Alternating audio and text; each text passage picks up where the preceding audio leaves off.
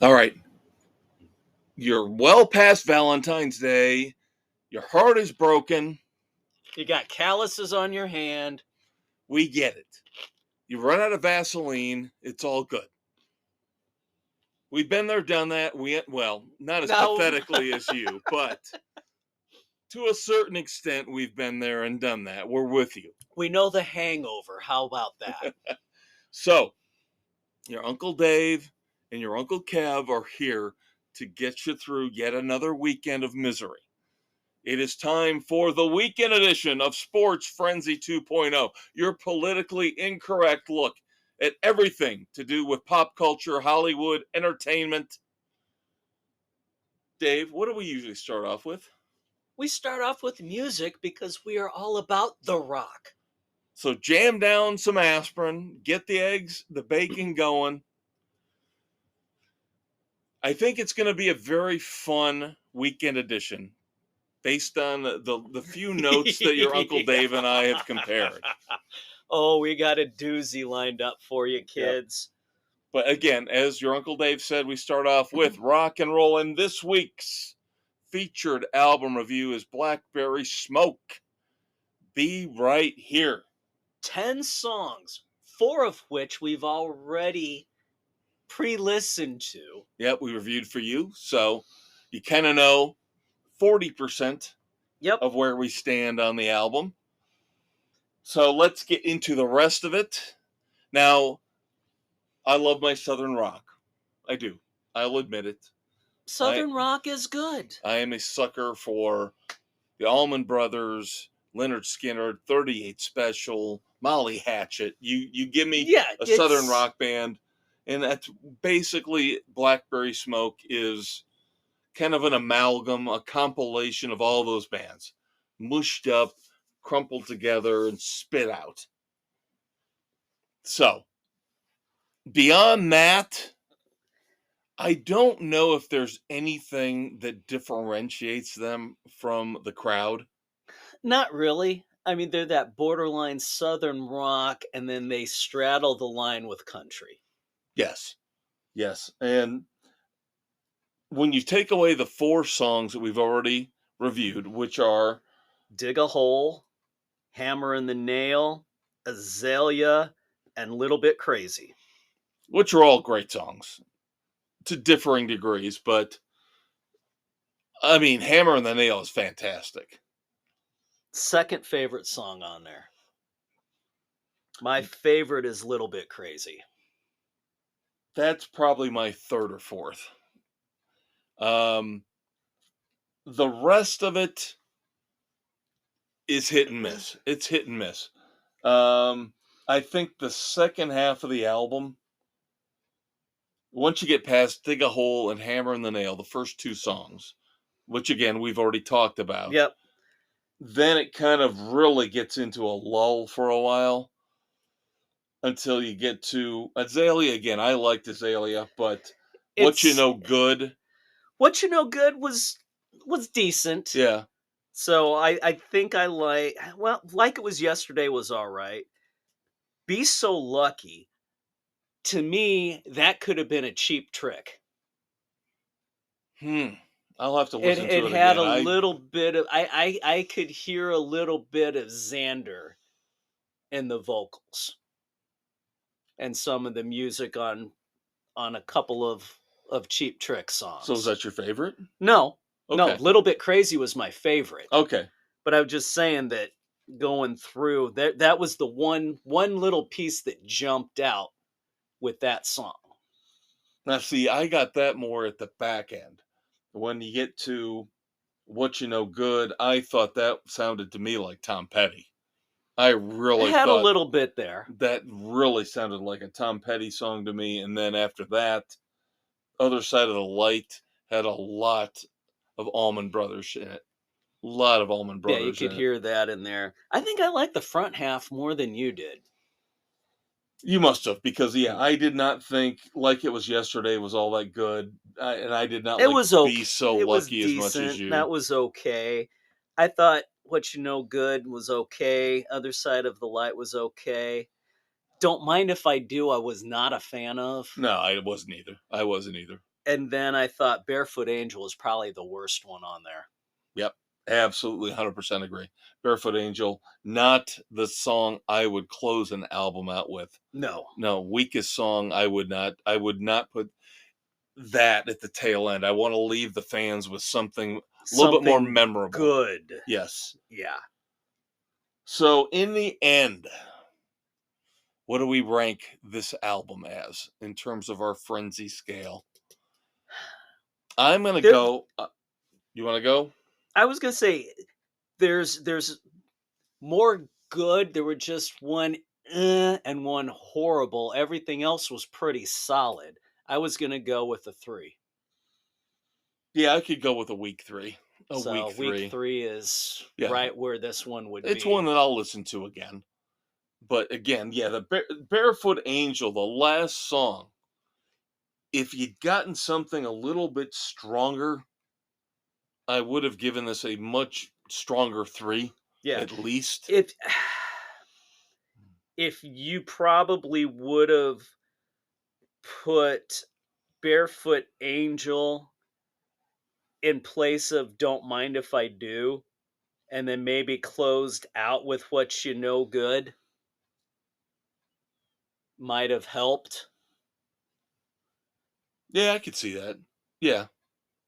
Yeah, we've done this over the years. We're going to resequence the albums because we can do this. You want to start and end on positives. Yes, and we know we can do this better than, the idiots. Everybody else. Yeah, everybody who thinks they know what they're doing in these studios. Yeah. How long have you and I? This is the whole old cop stuff. Miami Vice. This is Tubbs and Crockett. How long have you and I been doing this? What kind of experience what kind of years of experience have we got listening to rock and roll? And they know more than us, and Tubbs goes, hell no. Hell no. So that's why we should be running everything. Yes. So we both give Blackberry Smoke's Be Right Here 3 frenzies. Very good. Not spectacular. No, listenable. But decent. So there we go. Now, do you want to catch up? I guess you don't know what I reviewed last week. So I don't. So I'm going to kind of leave this on the songs. Got a whole bunch of songs here. I got 5 of them. Yep. Some of them I reviewed last week. Some I did not.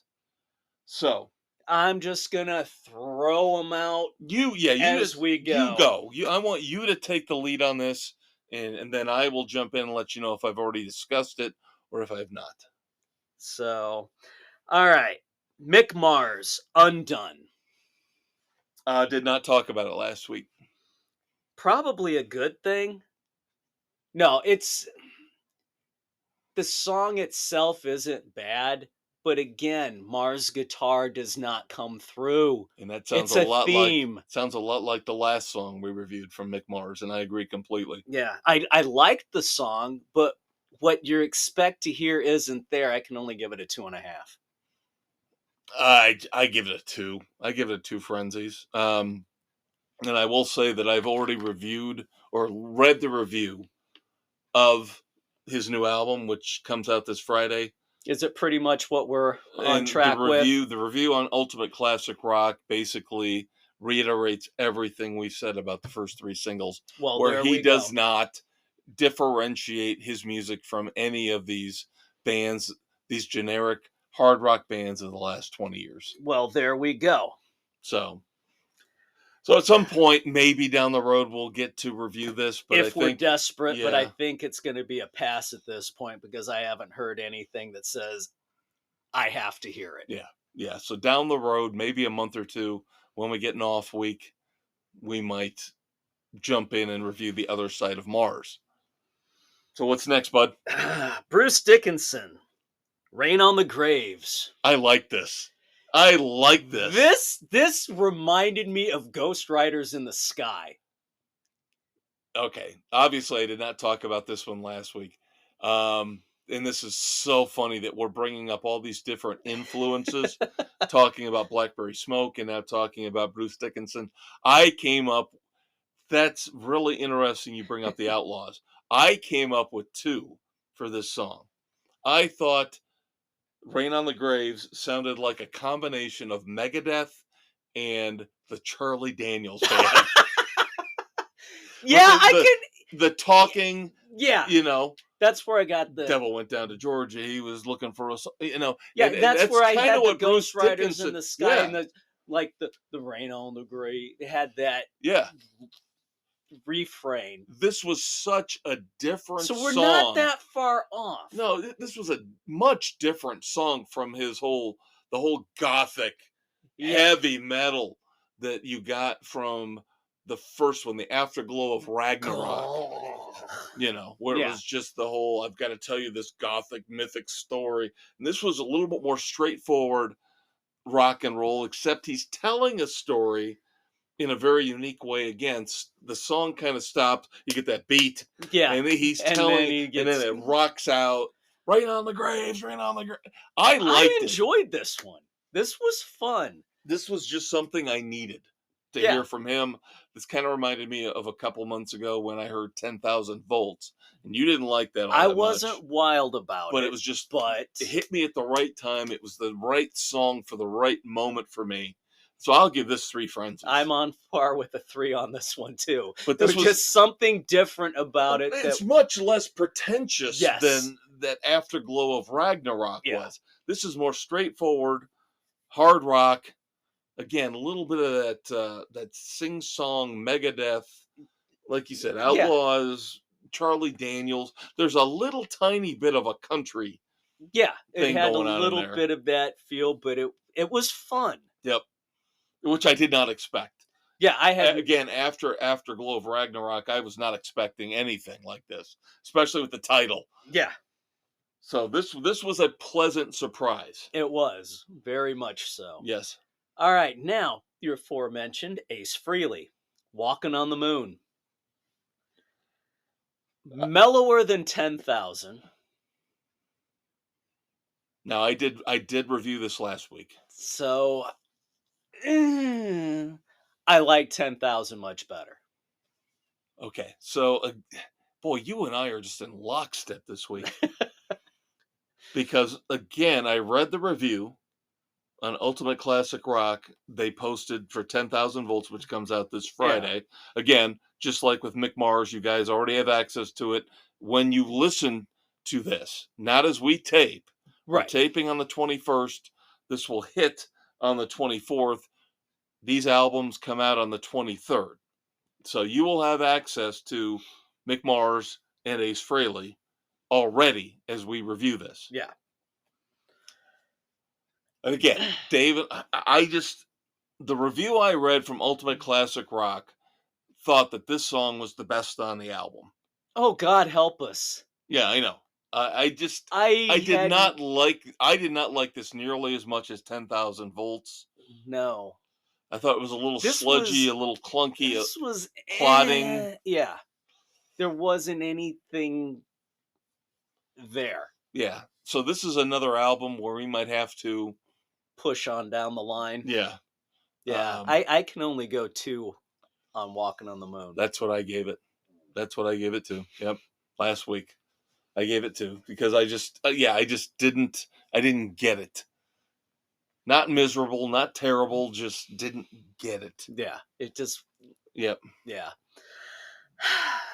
All right. Let's hit Blue Oyster Cult. So Supernatural.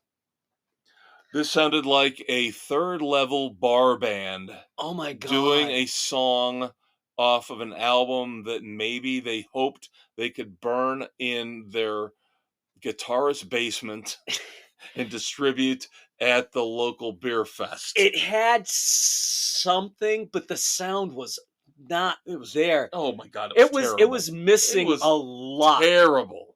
It was terrible. You know what was missing? More fucking cowbell. That's what was missing. It's Blue fucking Oyster Cult. Where was the damn cowbell? It didn't sound anything like Blue Oyster Cult. This was not good. I agree. Low production value. I mean, it's like they recorded it in their basement. Yeah, it was just. I give it half a frenzy. Yeah. That's how much I disliked this song. It was it was bad. I listened to it 3 times. I was going I was going to be generous and give it a week 1. I listened to it 3 times, and after the first time, I thought, "Oh my God, this sucks." Yeah, I gotta listen to this again. It really didn't. No. There might be the mildest hint of a lame hook in there somewhere. That's why I give it half a frenzy. Yeah, it just totally missed. It was like almost done in mono. There was no stereo to it. This was just really depressing to hear from them. Yeah, if this was their first release, how bad is the album gonna be? Yeah. Yeah, this one we definitely push way down the road. Way down the road. Yeah, Ghost Stories, the final BOC album, but yeah, this had nothing. Yeah, it was compared to some of the older BOC stuff that we all know and love. Yeah. Nothing. All right, let's end on a positive note, shall we? Ricky Medlock? Yes. Now, I did review this last week. Never Run Out of Road.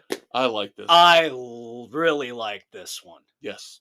And this is what differentiates Medlock from Mars. Medlock takes the lead on the vocals, and he is the lead guitar, and it comes through. Yep, absolutely agree. Now, I mentioned last week that his voice is not what it used to be when he was fronting Blackfoot. Right. But you expect that at this point. But again, this song is not Highway Song or Train. Right. This is a more contemplative, meditative, talking about the end of the road in terms of life, in terms of touring. He knows where he is at this point in his career. He knows what his vocal range is, and he stays within it. Yes. Yeah, I like this song a lot. This was fantastic. This is a solid frickin' 3. Yep, that's what I gave it as well. Yep. So, I am looking forward to this album. I don't know if he's going to put an album out. This might be it. Damn. Might be it. This is a charity single for indigenous peoples. Yeah, for the missing indigenous women. Yep. So great cause, great song. Fantastic cause. Great awesome great song. Ricky can still play the damn I've guitar. always thought Ricky Medlock was one of the more underrated, undersung heroes of rock and roll. Yeah. Considering he is right now one of the 2 bedrock members of Lynyrd Skynyrd. He was with Skynyrd at the beginning. And then by the way, happened to put together Blackfoot, who had like 3 or 4 phenomenal songs in the late 70s and early 80s. I mean, the guy is a rock legend. Yeah.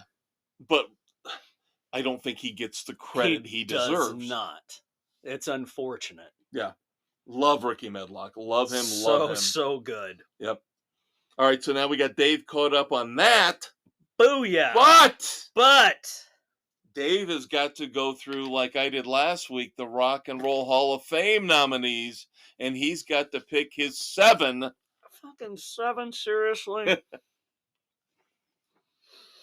Now, I already went on my rant about, of course, again, how they're trying to force crap that isn't rock and roll into the Hall of Fame, but I'm just tired of all the critics and the writers saying, get over it and deal with it. No, then change the name of the Mistake by the Lake. Change the name. It is not the Rock Hall of Fame anymore. It is the Music Hall of Fame. Yeah, exactly. If you want to do that, then I'll change my vote accordingly. But until you change the name, I am not putting fucking Eric B. and Rakim in the fucking Hall of Fame. And seriously, what fucking moron thought Jane's Addiction should be up for this? I don't understand the influence or the appeal of Jane's Addiction. There is none. I know 2 songs by them. That's the only 2 frickin' songs they ever play. Been Caught Stealing and Jane Says. All right. Foreigner. Number 1. Obvious. Ozzy. Yep. Frampton. Yep. Oasis. Yep. I'll go Lenny. I don't like Dave Matthews, so there you go. Oh, that's true. That's right. I forgot about that. I will put in Cher for her early works. I put Cher in as well. And Kool in the Gang. I did too.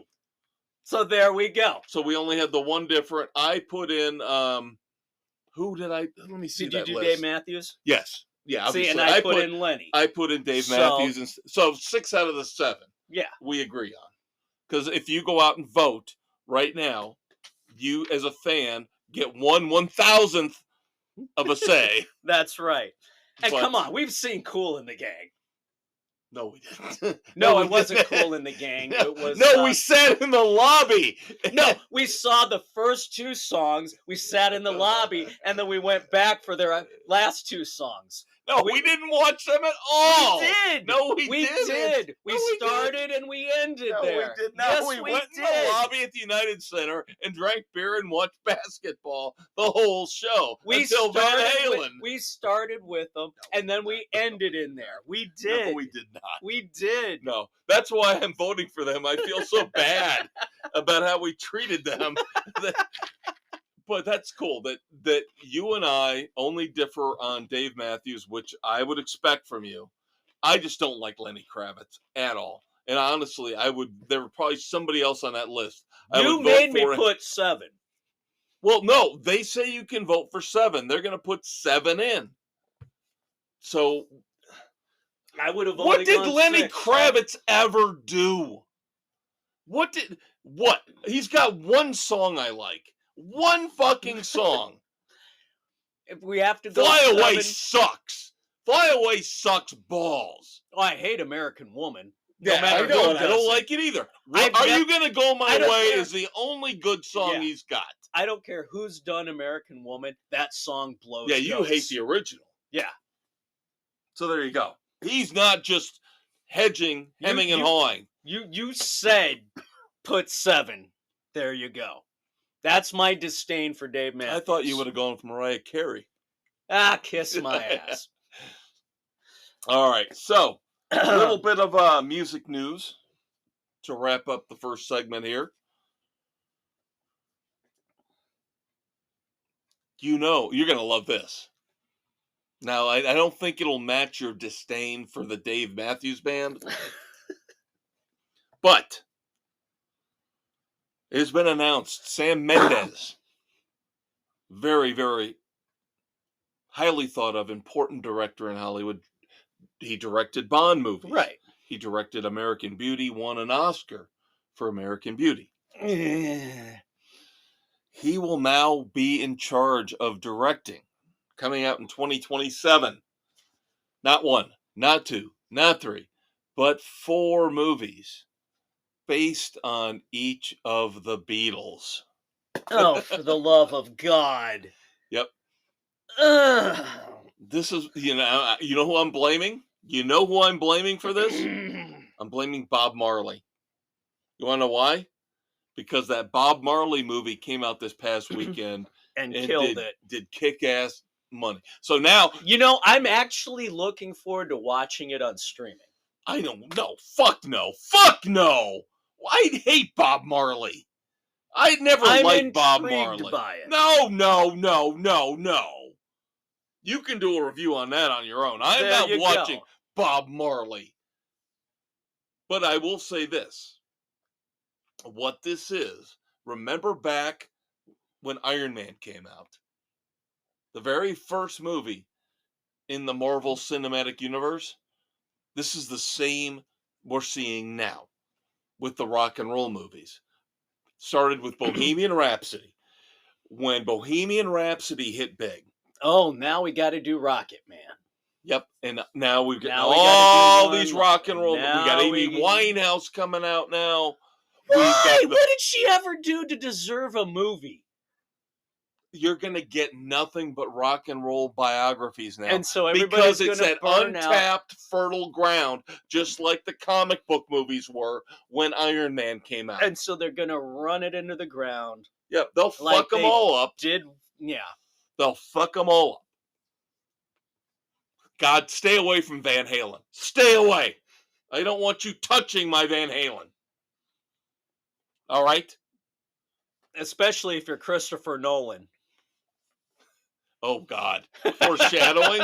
Is that foreshadowing? That would be foreshadowing. Wow. Of course, Dave and I and Mrs. C are going to go see Foreigner here later this year with Styx. Yep. Not a moment of silence, but we do want to pass along our thoughts and prayers to founding member of Foreigner, Mick Jones, who is finally acknowledged after years he does have Parkinson's disease. So he's been behind the scenes. Luckily, when we saw Foreigner years back, he was on stage. Yep. So we did get to see him play. And then we will also see Lou Gramm this year. Yep. So we're gonna see both the new incarnation of Foreigner and then, of course, the old lead singer of Foreigner. That will be interesting. Kind of a compare and contrast. Yes. Should be good. So for next week, I've already listened to it. And since we've already been pushing back all these other albums, I guess we're pretty much set. So we're going back to the 80s for a band that I love from the 80s. Didn't get enough recognition, didn't get, I think, the accolades they deserve. Honeymoon Suite. Oh, yes. Brand new album, Alive, is out. It's out there on Spotify. It's out there for streaming. What was the title again? It is Alive. It is Alive? Yep, 10 songs. Dave and I, of course, reviewed the title track. But that'll be our featured album review for next week. Now, as far as songs go, I only got one. And I'm not really very happy about it. Even though initially when I saw it pop on Spotify, I was like, all right, second single from the upcoming album. Love the first one. New song from the Black Crowes. Song is Cross Your Fingers. I listened to it and boy. Oh boy. Not even close to as good as the first single. Yes, but maybe I'm wrong. Give it another run. I will see. Yep. One never knows what will happen. Give it a week. Like I told you guys, I listened to So Supernatural a couple more times after the initial listen, even though the initial listen said, this is crap. And I tried to give it a shot. You got to give it at least 3 listens. Got to. So I got 2 more listens to go with the Black Crowes. Cross your fingers. We shall see how it all plays out. So we got the album. We got the song for next week. God help us. We're doing Ace Frehley too, aren't we? The new album? Yeah. Down the road. Okay. Remember, we pushed that. We pushed it. We pushed that. All right. We pushed that. So we can take our time with that. We're fine. All right. We're going to know what we got coming up in a couple weeks, don't you? We got the new Judas Priest coming up in a couple weeks. I know. We've got the concert coming up in a couple months. Yep. Now, we are going to have to make a decision after Honeymoon Suite. The week after that, we're going to have to either pick Mick Mars or Ace Frehley. And then the week after that, we can review Invincible Shield. So we just have to be prepared. We're going to have to take a bullet. I will make the call now, and we'll go with Ace. I like that. So we'll plan on Ace Frehley here in a couple weeks. Honeymoon Suite next week. But now we move on in our nonstop format. New thing we're doing here, both with the sports edition and now with the weekend edition. No more promo breaks. None of that crap. We're rolling it right through to keep you kids entertained. And we've got some movies coming at you. Including the supposed greatest movie of the last decade, which surprisingly, again, agreement between me and your Uncle Dave, we don't think it's so. Nope, and we will tell you why. So, yeah. Greatest picture of the last decade. B. B. B. Dave and I were both worried about how the other would end up feeling about this movie. Because again, the hype, the ridiculous hype. And Christopher Nolan, Cillian Murphy, the cast, Robert Downey, you're like, this is a great cast. How could this movie not be great? And then you're watching it and seeing all the actors and actresses that are popping up, and you're like, Emily Blunt, Rami Malek. I mean, it's just ridiculous. Matt Damon. Yep. Casey Affleck. Yep. Josh Hartnett. So you got former Oscar winners all over the place. Former Oscar nominees all over the place. So what could go wrong? Fertile ground when you're talking about the birth of the atomic bomb. Yeah, this is history. This is one I was really looking forward to watching. And an hour in, I'm like, what the fuck is this supposed to be? Is it a political commentary? Is it supposed to be about Oppenheimer's life and building up to the bomb? What the hell is going on? It's all over the damn place. Yeah, and it does jump back and forth. It does jump back and forth between political hearings towards the end of his career, which brings in Robert Downey Jr.'s character. And I agree completely. That first hour, I'm just like, what in God's green earth is Nolan what story are we trying to tell here? There was no cohesion. It's all over the damn place. And then, oh my God, the freaking flashback daydreamy stuff was too damn much. It was not necessary. Yeah, I don't know if that was supposed to be, this is what's going on in Oppenheimer's head. I don't need that. I don't need that. Yeah, I don't care if we're in the minority on this one. We've done it before. The best part was the middle hour where they're actually building the bomb, going through that piece and the testing. I thought it was Florence Pugh's boobs. Well, those were pretty too. But 3 hours, 3 damn hours. It could have been cut by 45 minutes easily. Well, now I told you that last month I watched Killers of the Flower Moon, which was 3.5 hours. And I'm telling you right now, that was better. That was a better movie. And I never thought, if you'd asked me 2 months ago before I'd seen either one, listening to what people were saying, the buzz, the hype, I would have said, previews. I was like, there is no way in hell I am not going to like Oppenheimer more than Killers of the Flower Moon. Well, guess what? I'm an idiot because I liked Scorsese's Killers of the Flower Moon better. 3.5 hours versus 3 hours of Oppenheimer and Christopher Nolan, who is one of my favorite directors. Go figure. He's 0 for his last 2. Yeah. Between this and Tenet, not a fan.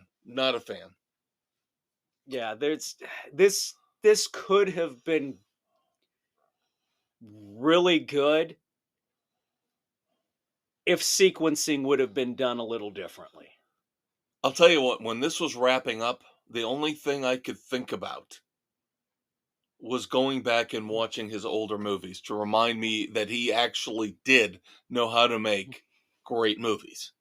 And I know I'm ripping on him, and I probably shouldn't. He says we are not professional reviewers, we don't know what we're talking about. That's right. You're right. Because he's a pretentious prick at this point in his career. Yeah, he's been following along with Martin Scorsese, of course. Yes, Dave's absolutely 100% right. I'm glad he brought that up from what we talked about a month or two ago, where these pretentious asshats don't think that you or I or your Uncle Dave or your Uncle Kev are in any way, shape, or form qualified enough to review their movies, even though we're the ones that pay the streaming services. We pay to buy the DVDs, the Blu-rays. We pay to go to the theaters. And again, by the way, how the hell do they sell out of the 4K and the Blu-ray of this movie before Christmas? Watching this movie, I'm like, why the fuck do I care if this movie is in ultra high def or not? It was a lot of black and white, and I'm sorry, but the whole bomb test was underwhelming. Yes. The only thing to see in 4K were Florence Pugh's boobs. Then again, I wanted to go back after watching this because I was so disheartened by this movie. I want to go back and watch Memento again. I want to watch The Prestige again. I want to watch... Prestige was freaking fan-damn-tastic. Insomnia. Everybody forgets Insomnia. Yeah. With Pacino and Robin Williams. How great of a movie that was. So great. Taking place in Alaska. Movies. Oh my God. His early movies were so good. And then, of course, the Batman movies. And he's gotten sucked in to the Hollywood machine now because they're all patting him on the back and going, "You're great, Christopher. You're great. Now you're one of us." You were better off not being one of them. So, Dave and I talked about the Oscars. This will be a make good, is what I'm viewing this as. This is a career award for not only him, but for Cillian Murphy and for Robert Downey Jr. If they all win, that's how you've got to look at it. Now, Downey is really damn good in this movie. Downey probably deserves it for this. Yes. Whereas Murphy and Nolan probably were giving them career achievement awards. Yeah. No, this is probably one of Downey's best acting roles. Yeah. And it was the point where, all right, is it about Oppenheimer or is it about Strauss, Downey's character? Right. Who was the focal point? Seriously. Yeah. But again, like you said, it's so scattershot. It's just all over the place. It doesn't have a narrative focus. Yeah, I almost would have preferred a straight historical telling of the tale. Yeah, where you go through, get his early bit, build the bomb, and then you hit the crap that happened after. And I'm sorry, again, I am so cynical and so negative about everything. No, not you, Kev. I cannot believe Robert Oppenheimer was the sex god that he's portrayed as. With his wife and the multiple affairs. Yeah. I'm sorry. I just don't buy into it. I don't buy into it. It's historical. And there you go. One last thing that Nolan did that drove me insane. And this kind of ties into what you were talking about with the daydreamy visions. When he would get, it was almost like when he would get stressed out, you'd see the background shaking. Yeah. And I'm like, what the fuck is that? Yeah, we know he's stressed. It's obvious. You don't have to visualize it for us. And everything, you get all whited out, like he's reliving the atomic bomb right there in that moment. Yeah, and he's giving his speech in the... Yeah, and he sees the skin peeling off one woman in the crowd. Stepping on the charred remains of somebody else. Yeah, and everybody it's too much. It's very, very, very heavy-handed. Yeah. We all know, I don't care how old you are, you learned it in school, you understand the simplest common denominator of the atomic bomb, the devastating effect that it had. Yep. The initial heat blast, the radiation after, and the long-term effects it had on the people. And of course it wore on Oppenheimer. We got that, but we didn't really get enough of that. It was, again, all about politics and communism and the McCarthy era. And a personal vendetta. So I can only give Oppenheimer 2 frenzies. I'm with you on that. 2 is all I can give it. It was very underwhelming. Yep. And again, I know Dave and I are going to be in the minority, but that's fine. We always are, because we're the ones that tell you the politically incorrect truth about all this crap. But Dave's got a trio of storytime movies for you, kids. That's right, and it's one that I think Uncle Kev will greatly appreciate. So, my youngest Nick and I have been in a Western genre thing. You had me at Western. And of course, it wasn't that long ago where we talked about High Plains Drifter. Correct.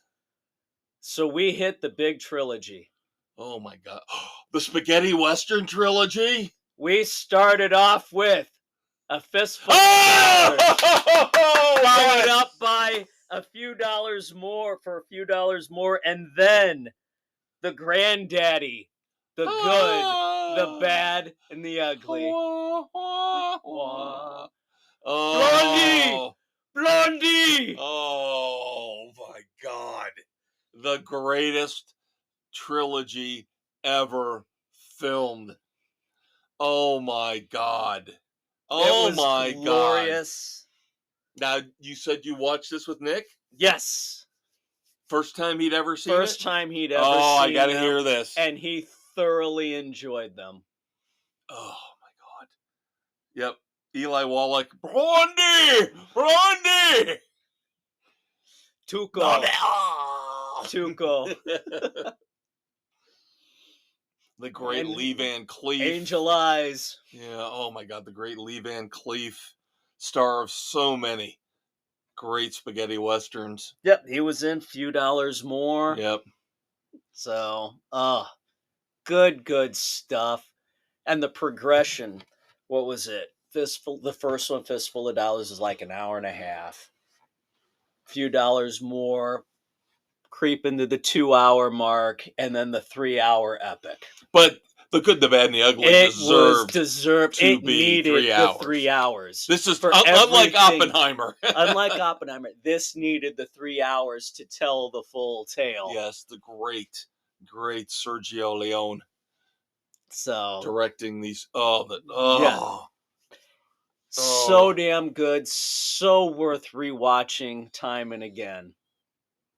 Arguably the greatest westerns ever, along with, in my opinion, the Magnificent Seven, the original with Yul Brynner. Yes.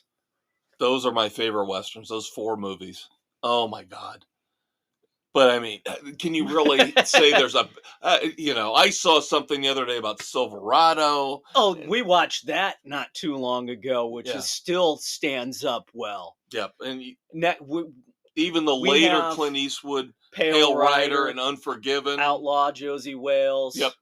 Oh, my Lord. Again, kudos to Kevin Costner for trying to keep the Western alive. That's right. Of course, he's got the new one coming up. His 2-part epic Horizon coming up. Looking forward to that. God. Because Costner, of course, an aficionado of the Western. Yep, having been in Silverado, having done Dances with Wolves. Open Range, Wyatt Earp. Yep. So, do we get a rating? You going to break them up? Oh, they're 3.5s across the board. See, I would be tempted. 4 for Good, the Bad, the Ugly. I was going to say, I would be tempted to give 4. 4 for Good, the Bad, the Ugly. The perfect rating for Good, the Bad, the Ugly. The other 2 are solid 3.5s. Yep. Oh, so good. So good. Yes, we will be continuing on with the Westerns down the line. Of course, he absolutely loved Appaloosa. Which you and I went to see in the theater on a Sports Frenzy movie night out back when we did that. And he's of course, read the books. Didn't really do all that much at the box office, but we went to see it because it was based on a book written by the great Robert B. Parker. Yep, the Cole Hitch novels. Yep. Ed Harris and Viggo Mortensen were perfect playing Cole and Hitch. Yep. And sometimes when your Uncle Dave and I review these books, it ties into the movies because we got a movie like Appaloosa. I will always look back at a movie like Heaven's Prisoners or In the Electric Mist, based on the James Lee Burke Robichaux novels, even though Heaven's Prisoners was panned. universally. I have watched the movie a dozen times. It's good. But again, I think you have to appreciate Burke and that character. And if you don't, just like Appaloosa, if you don't read the book or you don't appreciate Parker's writing or what he's trying to do, you don't get it. Same thing with Gone Baby Gone. Oh, Gone Baby Gone was Nobody went to see Gone Baby Gone. Yet it was so brilliant. Dennis Lehane's Kenzie and Gennaro novels. Brilliantly done with Casey Affleck and Michelle Monaghan. Well, you could go Shutter One of the greatest Island movies too. I've ever seen. You could go Shutter Island too with DiCaprio. Yep, exactly. Mystic River. And now Mystic River and Shutter Island were hits. Right. But these other ones were kind of under the radar. Gone Baby Gone's one of my favorite movies of all time. Oh, it's fantastic. It's dark, it's disturbing, but it is brilliant beyond belief. And that was Ben Affleck's, I believe, his first movie he directed. Yeah. Yeah. Yeah. So he's not just a pretty face fucking Jennifer Lopez and Jennifer Garner. He's not just the Dunk King. That was great. I told everybody last week that was my favorite commercial of the weekend. Absolutely. Did you hear, by the way, he's supposedly talking about doing a movie with Jennifer Garner? Oh! And J-Lo ain't happy. J-Lo ain't happy. Whatever. All right, couple movie tidbits, and then Dave's got a book review for you, and I've got book news. I know nobody really cares, but it actually did better at the box office than we thought as the swan song for the DC Comics universe as we used to know it. Now, moving forward, it's all the James Gunn stuff. So Aquaman and the Lost Kingdom will be on Max on February the 27th. Yeah, I didn't watch Aquaman. Why would I watch Aquaman 2? Yeah, and I hated Aquaman, and I'll still end up watching this piece of crap just to see if it's any better or any worse. Yeah, can't do it. I'm not a Momoa fan. I'm not either. I'm really not. I kind of think he's a jackass. Yeah, he's kind of a doofus. Yeah. Now, in a move that is... Dave knows how I feel about this. I told him this a couple months ago. The conspiracy theory, where they do not want us to own anything physical anymore. We are not supposed to own anything physical anymore. It's all supposed to be in the cloud. Bullshit. Our music, our movies. So they can take it away from you whenever they want. That's what I told Dave, because I lost a bunch of stuff that I supposedly had rights to through Amazon. And they decided, nope, rights expired. You don't get it anymore. Bullshit. Sony is now going to not only produce, but market and distribute all of Disney's DVDs and Blu-rays.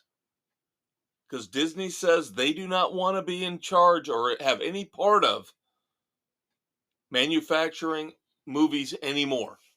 So they're going to let Sony, because notice, Sony does not have a streaming service. They do not. So they are still involved in the physical movie business. Disney now with Disney Plus and Hulu wants nothing more to do with it. So again, we're getting to that point where they're going to take more away from us. They take and they take and they take. Now, my book news before we get to your book review. Big book news.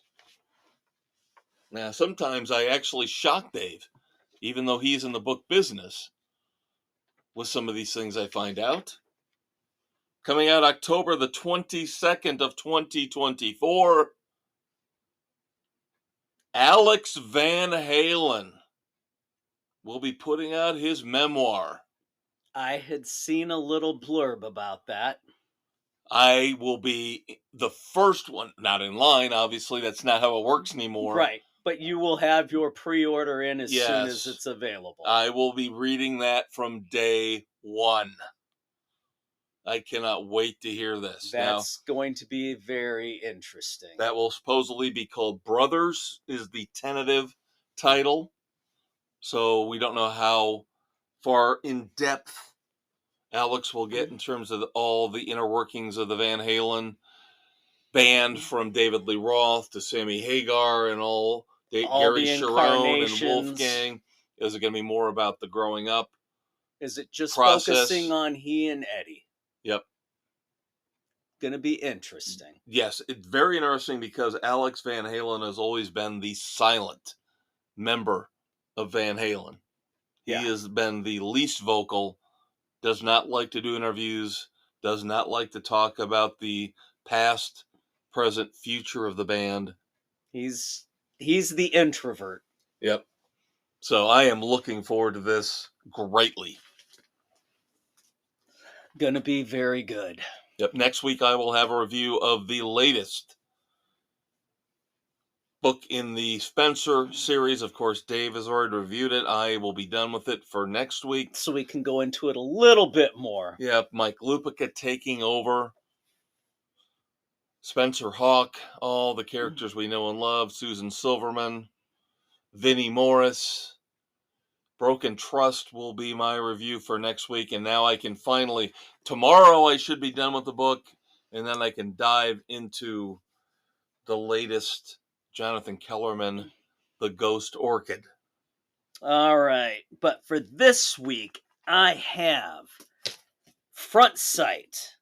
Stephen Hunter gives us 3 swagger novels. 3? 3. Well, novellas. Okay. 3 novellas. The first one, Charles Swagger. Of course, Polk County, Arkansas sheriff, brought in by the FBI to help take out Bonnie and Clyde, or I think it was them, or Bonnie and Clyde in the one novel. This novella, City of Meat. He's in there trying to track down Babyface Nelson. Or no, sorry, it was Dillinger in the first one.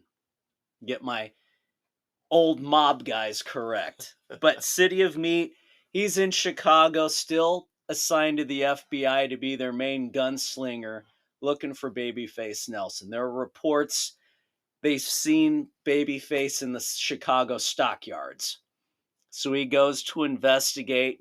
Turns out it's some poor cowboy who's young looking, has similar facial features. And Swagger tells him, grow a damn mustache for the duration before you get shot accidentally. But he winds up coming across an illicit drug trade going on through the stockyards, and works with,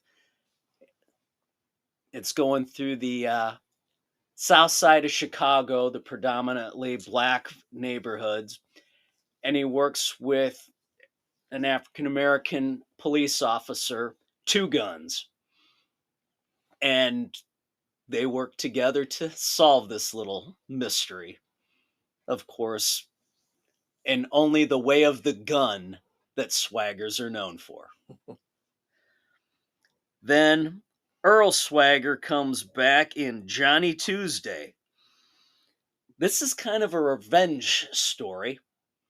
So Swagger takes on corruption in Chesterfield, Maryland to avenge the death of a policeman whose son died saving his platoon or squad that Swagger was in charge of by jumping on a grenade. So as soon as Swagger's writing the letter back home to tell what happened to his son, the letter comes in to the son saying that his dad was killed in the line of duty, with the corruption going on. And so, under the moniker Johnny Tuesday, Earl takes revenge. And then that brings us to $5 for the Gut Hook.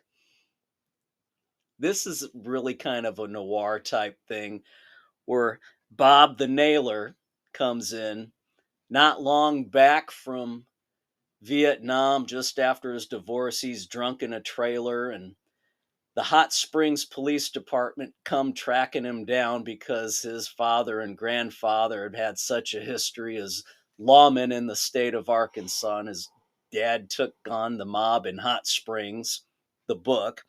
So they want the swagger outlook on this before it gets out and ruins the plans for the city. So who's gutting young ladies in Hot Springs? So very, very interesting tale. Classic stuff. Of course, all the gunplay that you expect. Solid 3.5 for these novellas. I love Stephen Hunter. I love these characters. Let me ask you a question, because this is the only thing that was running through my brain while you were talking about this. Now, I've never read the books. I've seen the movie, with Mark Wahlberg, Shooter. But it sounds a lot to me in similar ways like Burke and the Holland family in terms of going back through the generations. Which do you like better? The Holland family? Oh, I like the Swaggers so much better. Okay. That's where I was going to ask, because I'm with you. As much as I love James Lee Burke, the Hollands are just yeah, you and I are always, despite the fact it's still great writing, we're always like, when's the next Robichaux book? Yeah. When is the next Robichaux book? Or the next Civil War book, at least. Yeah, exactly. Because when he goes back to the Civil War, it doesn't matter what he's talking about. White Doves at Morning or Flags on the Bayou. Phenomenal. It's good stuff. Yeah. But the Holland family saga, it's just like draws on you. Yeah. I have not been disappointed with Hunter doing anything for the Swaggers. I could kind of get that from you, where you were going. I just wanted to verify. Trust but verify. Yeah. Nope, there you go. All right. So I have got a couple of news tidbits off the beaten path a little bit, but they're kind of impactful when it comes to pop culture and entertainment to a point, to a very loose point. Now, this is the conspiracy theory guy in me. All right? Radio. We talked here a couple months ago about Odyssey. Right. Odyssey is the big app online where you can listen to all the stations that Odyssey owns, including WFAN, The Score out of Chicago. Yeah. Well, they went into bankruptcy. We talked about that recently. Right. Well, they've been bailed out of bankruptcy.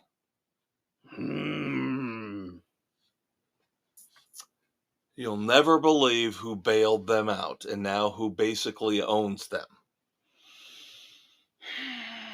Amazon? Oh, worse. Soros Fund Management. Oh, for the love of God.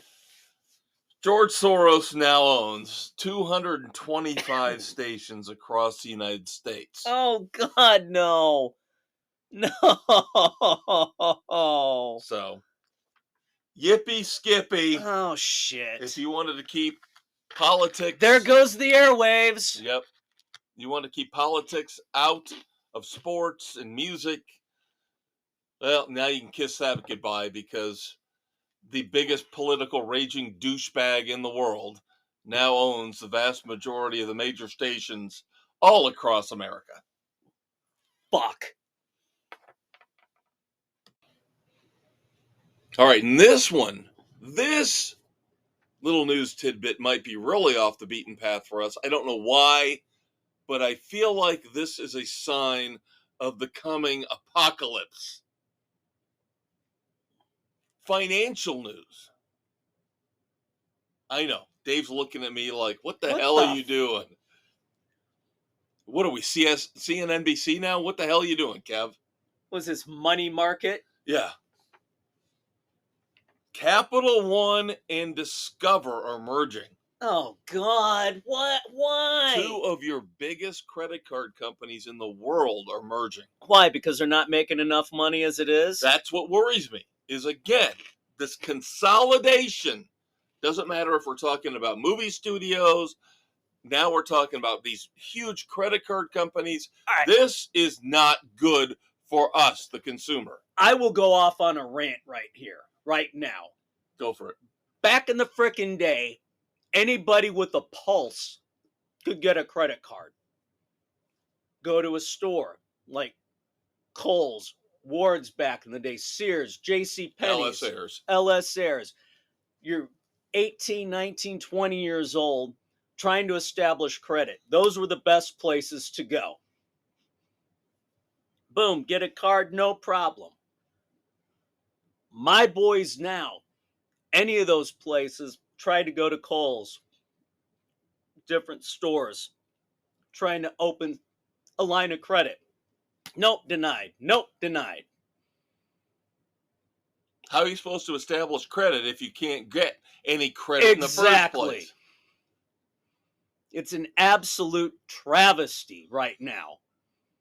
They're both working, making money. They're trying to establish credit for the future to go on down the line. And they can't do anything. And then you got these other people who get card after card, max them out, and go bankrupt. Where does it end? Yeah, there are people who literally don't think they ever have to pay back the balances or the interest on their credit cards.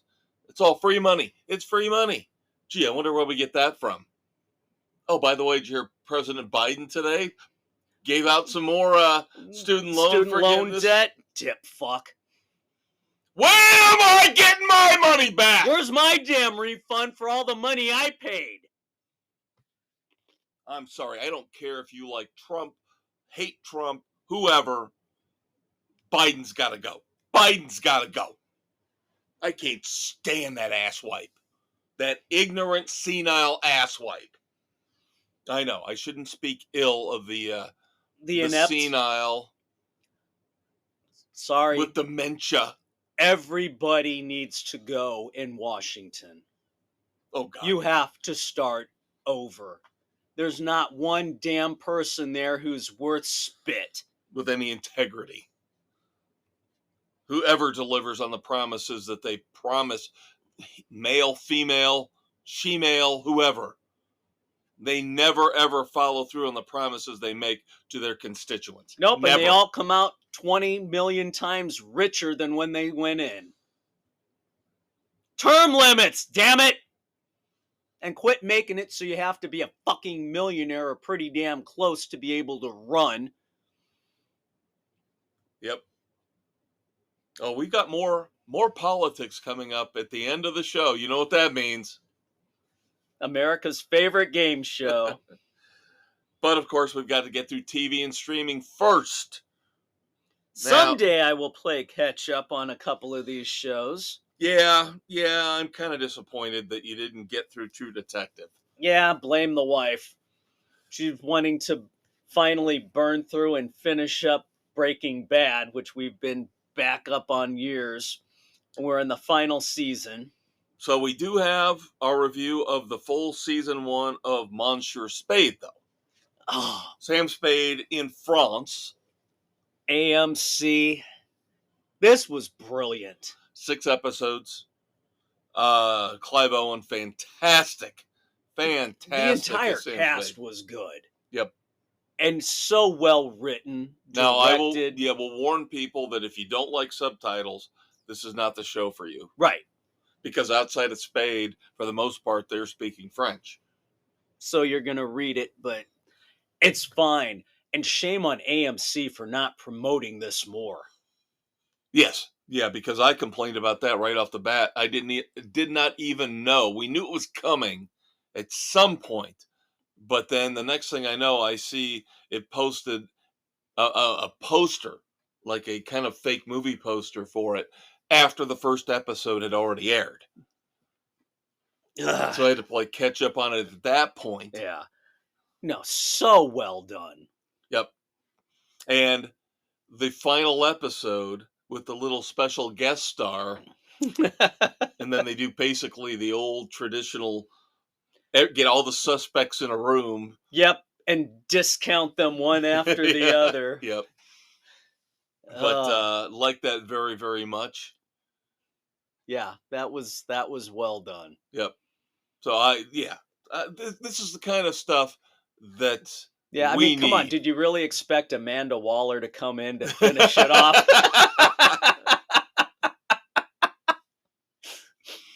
Yep. And she basically had the same attitude. Yep. Doesn't matter if we're talking 2010 or 1963. It doesn't matter. But it's great. This is the kind of stuff I want more want of this. well-written, mature, thoughtful, well acted. Is it so hard to ask for? Is it really?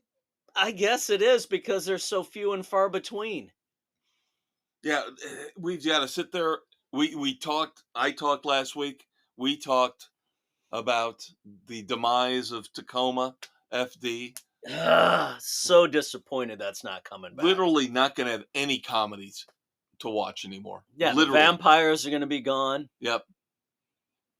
Resident Alien's just started season 3. Resident Alien might be the last funny show left. Depending on which way it goes, because it was getting... Right. Now, I did watch a little bit of the first episode. All right, so Resident Alien is in. Yep, Resident Alien, their season 3, episode 2, I believe, is already out there now.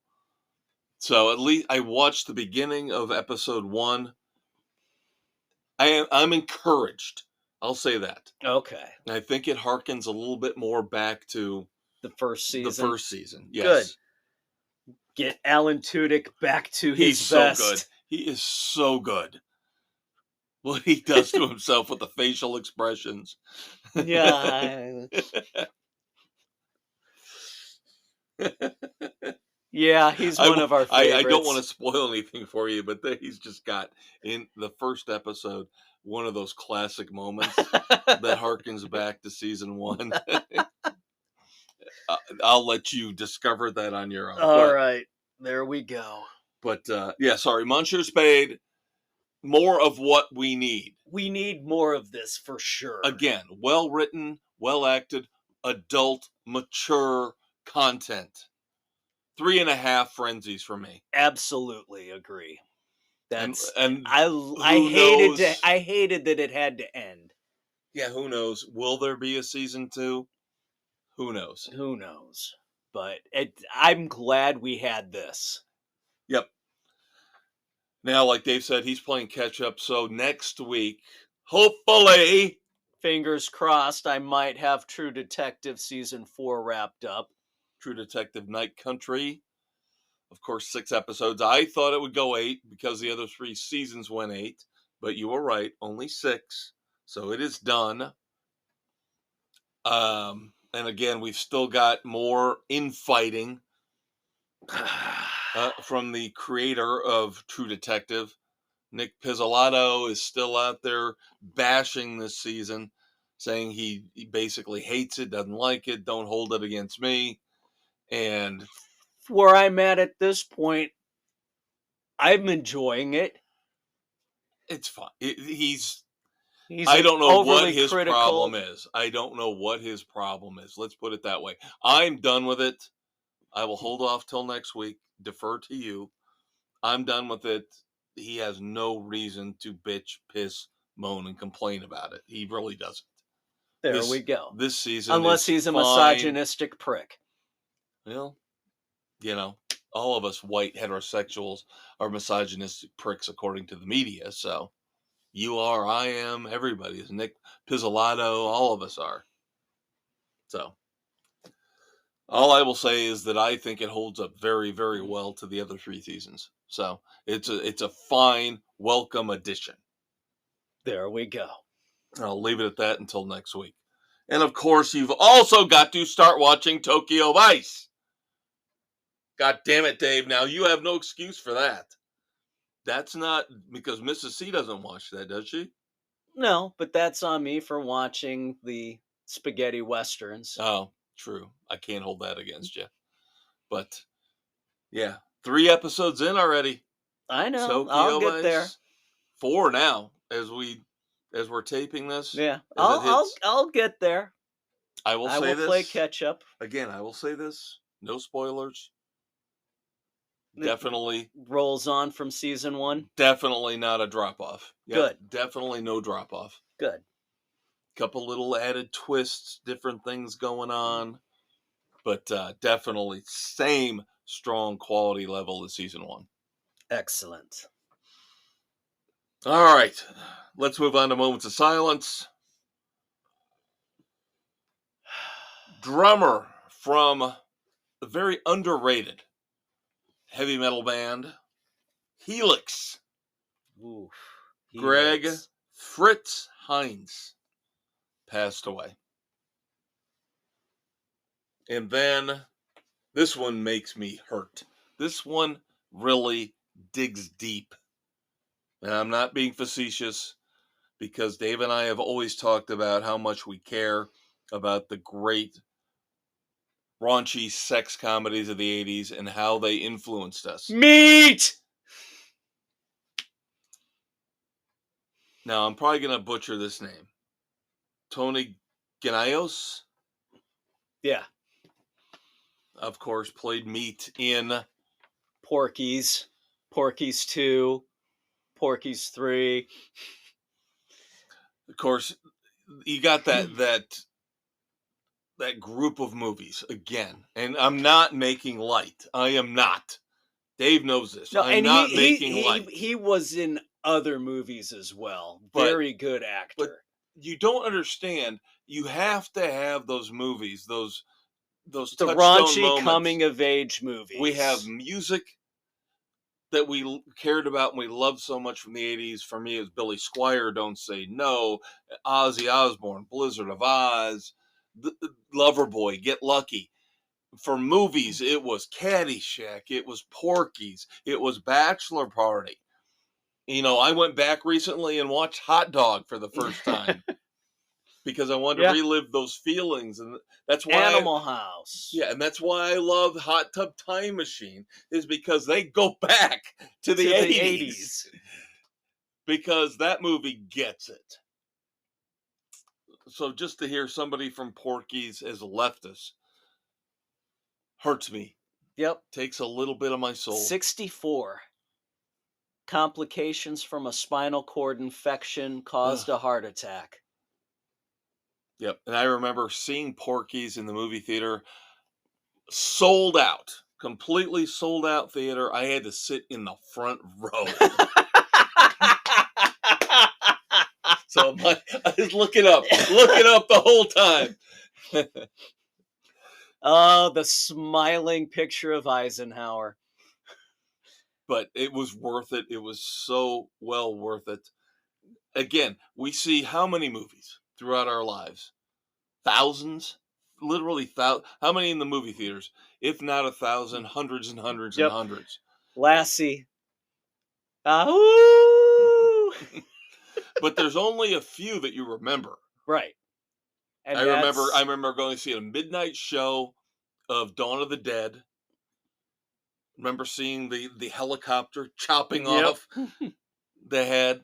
Remember beer bottles rolling down the aisle. People out there obviously probably remember going to see Rocky Horror with the toilet paper and all that stuff. And I remember seeing Star Wars for the first time, and there was a storm outside and the power cut out. Star Wars sat in the front row. Like with me and Porky's. Yeah. And that opening laser blast was blinding. But those are the memories that stick with you. Yeah. You know, they stick with you. I remember my mother and father did not like to go to the movies at all. Did not. And I had to pester my father to take me to go see Jaws. And pester him to take me to go see The Empire Strikes Back. And he fell asleep during The Empire Strikes Back. I remember that. Yeah, Dad would go to the occasional movie, but I remember the big one that my brother and I got him to go to. First Blood Part 2. Rambo. It's like, come on, Dad, you know you want to see it. You like First Blood. He's like, all right, let's go. And then, of course, I had the panic moment where my mother took me to the doctor and they did all these tests on my arm for allergies. And they said I was basically allergic to everything. So I thought I was going to You wouldn't be able to leave. Bubble Boy? I thought it was going to be John Travolta in the plastic bubble. And the next week. And then we're going to have to play the moops. In the next week, yeah. Oh, I'm so sorry. It's not the Moors, it's the moops. No. And then the next week, I asked my mom, could you take me and buy the ticket? Because she trusted me. I was getting straight A's. She knew I wasn't an immature, I was much more mature then than I am now. But I said, can you take me and buy the ticket so I can go see Friday the 13th Part 2? She's like, yeah. Get you out of the house, get you out of my hair for a couple hours. And I went to that concession stand. And got everything. Yeah, they said I was allergic to chocolate. And I bought like 15 of those boxes of M&Ms and Goobers and Snow Caps. And I was sitting there watching Jason Voorhees slicing people's heads off. And getting a stomach ache all over my face. I wasn't allergic to shit! I was fine! Great stories. Great stories. Oh my God. And by the way, before we get to moments or the dumbasses of the week, we did the moments of silence. Dave and I are working on a special project. We are, in honor of the Oscars coming up.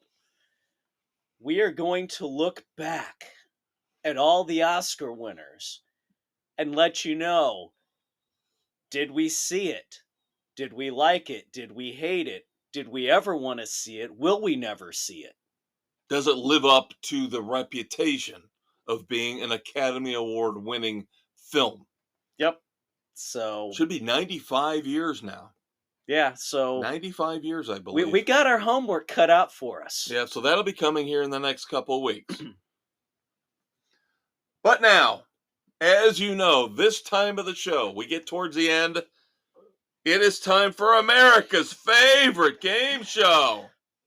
Red Foreman's Dumbass or Not.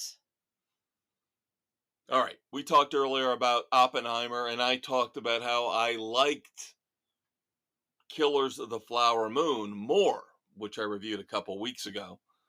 And I praised Lily Gladstone, Native American actress, who is the front runner to win, I believe, Best Actress, if not Best Supporting Actress. I never really know how this works with this, Yeah, if she's the lead, she should be Best Actress. Or they promote based on which one they think they can win. Yeah, it's all a bunch of crap. Screen time doesn't matter. It all matters on if they think supporting they can win, because they can't win Best Actor. Yeah, or vice versa. It's all a bunch of bullshit. Yep. And she was phenomenal in Killers of the Flower Moon. But now that she's a full-fledged Hollywood jackass. No. She's got to chime in on anything and everything that involves politics. So now, on the eve of the Super Bowl, Miss Gladstone ripped apart the Chiefs' name, the 49ers' name, and, of course, the tomahawk chop. What the hell's wrong with the 49ers? There is some kind of historical significance to it that it's degrading and debasing. I don't know. The gold rush happened in California in 1849. She found issues with that as well. So not only the Chiefs, not only the tomahawk chop, but she even said the 49ers name had issues. And of course, now that she's potentially going to win an Oscar, she's an expert on everything. Oh, God, by the way, I hate this crap. By the way, I found out this week I cannot pull my usual ammunition out when it comes to these asshats in Hollywood. Alec Baldwin,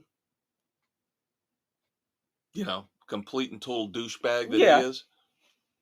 I usually say when did these idiots out in Hollywood, get their degree in political science? He has a degree in political science. Yeah, well, he's still a dumbass. But I'm like, oh shit, Alec Baldwin's got a degree in political science. God damn it. God damn it. That doesn't mean jack shit. Political science degree is barely a step above general studies. I know. But I got a political science degree. I know what I'm talking about. No, you really don't. You're still a fucking moron. But again, I'm just really disappointed and depressed that Lily Gladstone, she finally gets this break. And that's probably win an Oscar. Thing that she's going off on. Yeah. When there are so many more things that should be addressed. Yeah, exactly. So let's stay with politics. And we know I have ripped on Republicans, Democrats, Fox News, CNN. We've run the gambit. I am an equal opportunity hater. Okay? And that's something else. Washington that's something else I want to bring up, by the way. My parents taught me many good things. Now, they were parents of the year by any stretch. Don't go for a party, go for an individual. But no, they told me, stop using the word hate. You shouldn't use the word hate. And I now today say, fuck that. I will use the word hate whenever and wherever I want. Because I got too many people out there telling me, I got commercials telling me, you shouldn't hate. Then you tell that to all the other people out there who hate me. And when they stop hating on me, I'll stop hating on them. There you go. By the way, is Black fucking History Month over yet? I'm about done with this. Halfway through. Oh my God. Racist. Ugh. The Democratic National Committee. But this is fun. I wouldn't bring this up. This is not like Capital One and Discover merging. This is fun. We just had President's Day, right? Right. So they put out a big social media post with a big picture like a poster, like a movie poster. Happy President's Day. And they had a picture of Biden and Obama and Clinton. I thought President's Day was supposed to be in honor of Washington and Lincoln. Well, it gets better, though. So you got this poster here with Biden and Obama and Clinton. Happy President's Day to the great living Democratic presidents. Big issue with that. Did we forget Jimmy Carter is still alive? They forgot Jimmy Carter. And compared to those idiots, he actually looks like a genius now. As bad as his presidency was, from 76 to 80, now he looks like a genius compared to those three morons. Oh my God. And I'm hearing people now looking back at Clinton saying, that was the greatest time in America.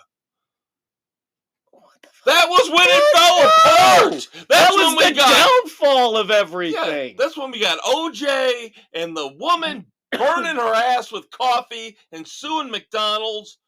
That was the worst. And they fucked up the housing industry. Downfall of everything.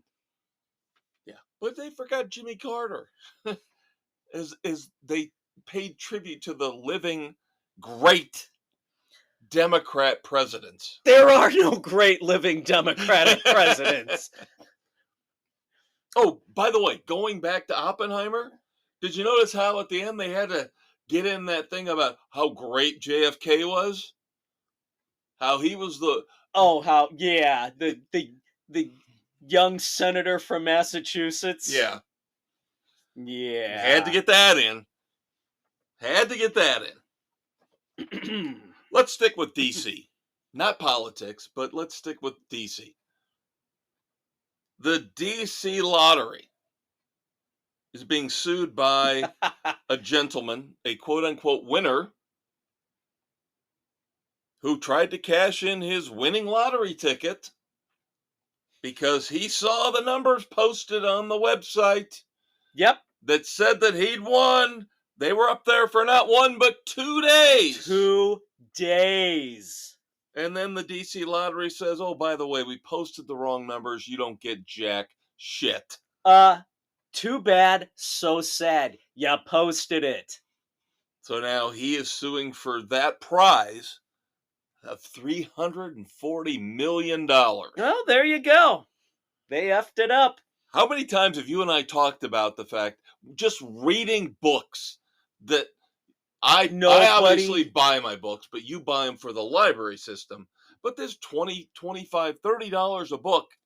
And there's multiple misspellings. Multiple grammatical errors. Nobody double checks. They just let the computers do it. All you have to do is watch the evening news.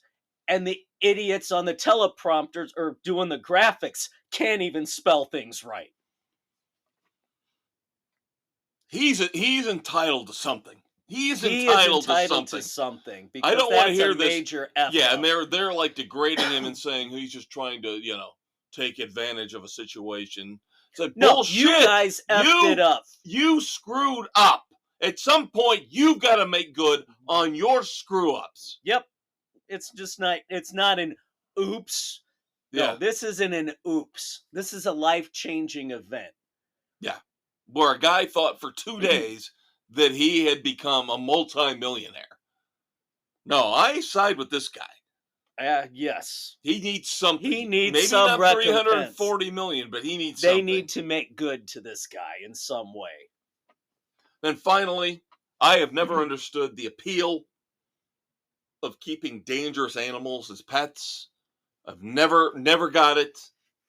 Whether it's dogs of a certain breed, lions, tigers, bears, alligators, crocodiles, venomous snakes. A Colorado man, and I know people are going to say I'm heartless and cruel, but I don't care because this is wrong. Colorado man died because he was bitten by one of his 2 pet Gila monsters. His girlfriend told him they were illegal and he needed to get rid of them. Guess what? One of them got loose, bit him, he died. Dumbass got what he deserved. In addition to confiscating the 2 Gila monsters, animal control officials also found 26 spiders